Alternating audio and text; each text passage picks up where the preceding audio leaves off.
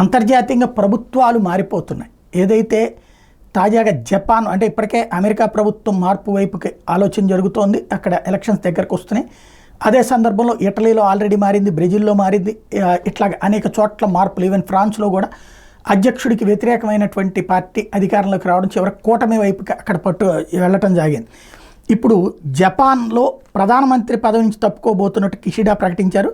Japan అధికార liberal democratic party LDP అధ్యక్షుడు అయిన ఆ దేశ ప్రధాని ఫుమియో కిషిడా త్వరలో ప్రధాని పదవి నుంచి తప్పుకోబోతున్నానని ప్రకటించారు. ఎల్డీపీ అధికారంలో ఉన్న నేపథ్యంలో పార్టీ అధ్యక్షుడే దేశ ప్రధాని అవుతారు. అయితే సెప్టెంబర్లో జరగబోయే పార్టీ అధ్యక్ష ఎన్నికల్లో పోటీ చేయట్లేదని కిషిడా బుధవారం ప్రకటించారు. 2021లో ఎల్డీపీకి అధ్యక్షుడిగా ఎన్నికైన కిషిడా పార్టీ అధ్యక్ష పదవి కాలం ఈ సెప్టెంబర్తో ముగుస్తుంది. దీంతో ఆయన మళ్లీ పార్టీ పగ్గాలు, దేశ అధికార పగ్గాలు చేపడతారని చర్చ నడుమ కిషిడా పక్కకి తప్పుకున్నారు. పార్టీలో అవినీతి కుంభకోణాల మీద ప్రజల్లో తీవ్ర వ్యతిరేకత పెరుగుతున్నటువంటి నేపథ్యంలో ఆయనకు ప్రజల్లో మద్దతు 20% పైగా పడిపోయింది. దాంతో స్వచ్ఛందంగా పక్కకి జరగాలని ఆయన నిర్ణయించుకున్నారు.